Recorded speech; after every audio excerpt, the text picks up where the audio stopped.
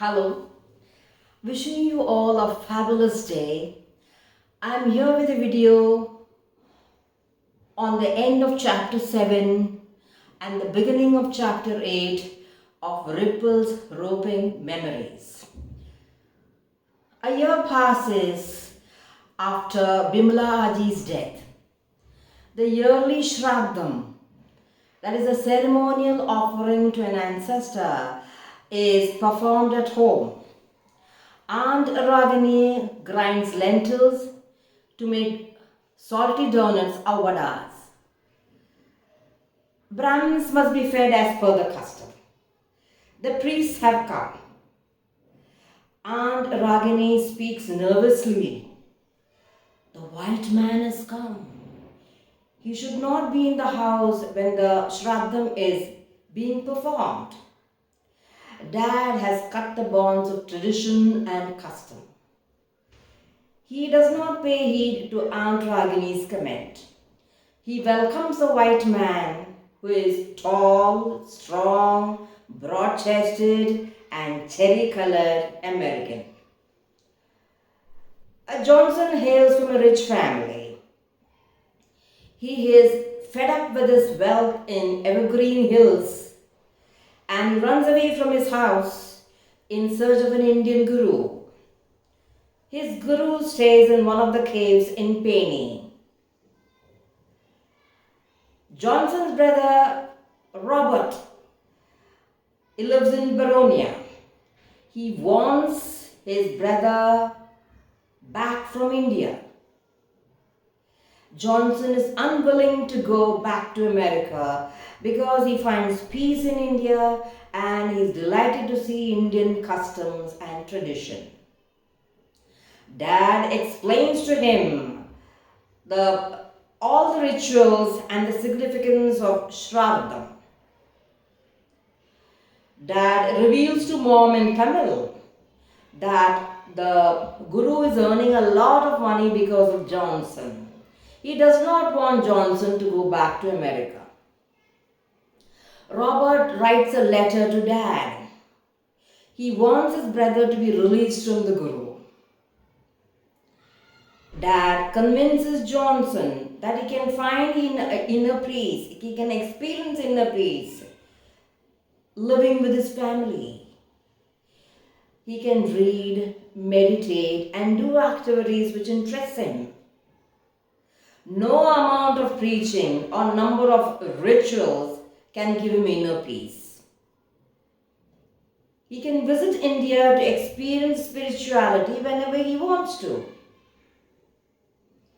Rani is tensed when her father goes into one of the caves to trace Johnson.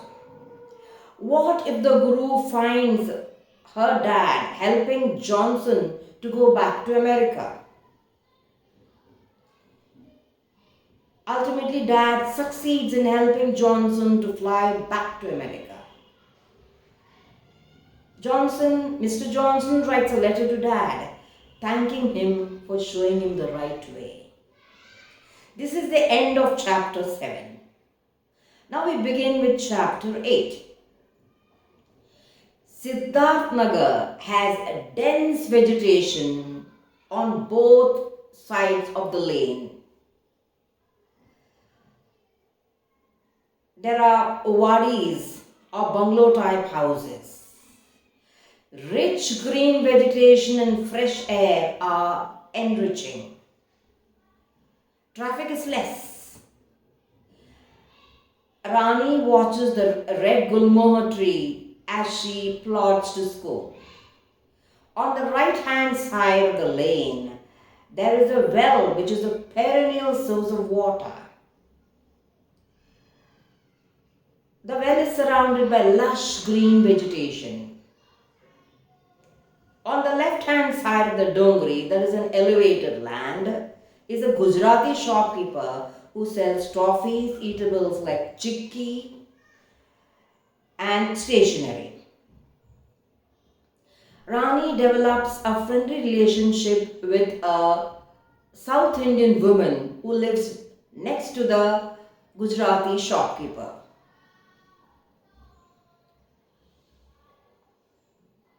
Stella is a married woman.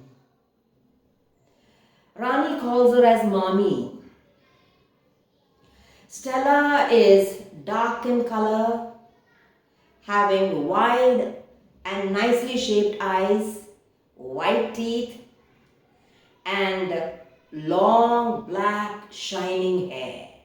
She is short and well built. She has married a West Indian. Although the couple belongs to the same faith, it has been a freak and quick marriage. The man is fair and Sagarpur based. Stella is jovial by nature. She dances and sings. Her house has a small courtyard with coops for hen, mostly made of wood. Strong, thick growth of plants form the fence for the courtyard. Stella's house smells of fish and eggs, which Rani tolerates.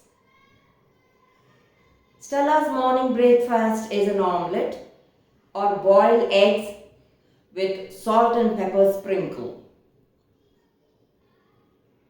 Stella washes the utensils outside in the courtyard on the left-hand side of the house where there is a tap.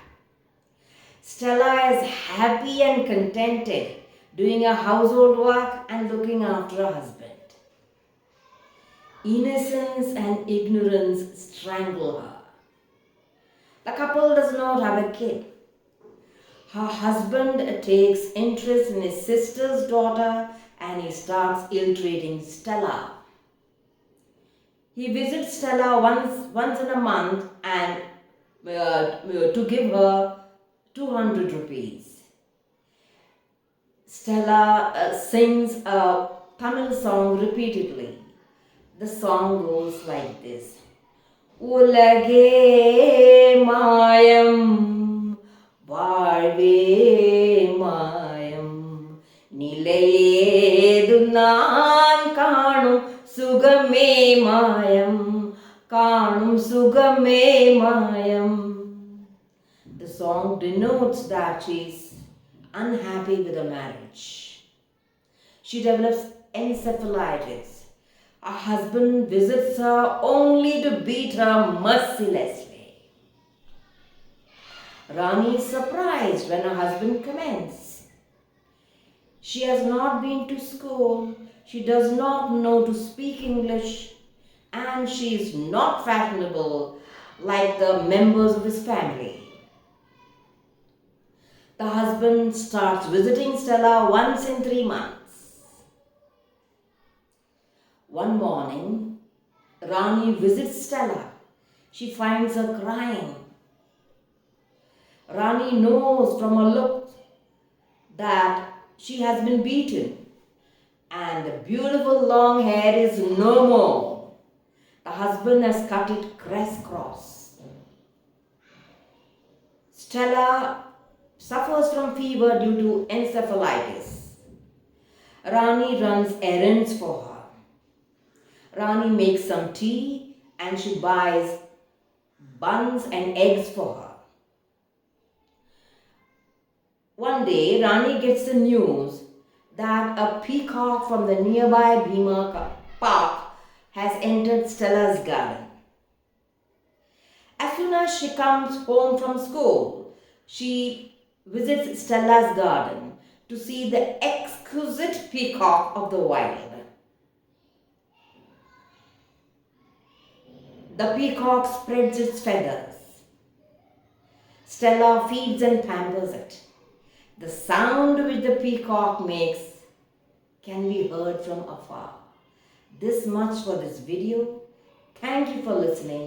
I'll come again with another video. Till then, goodbye.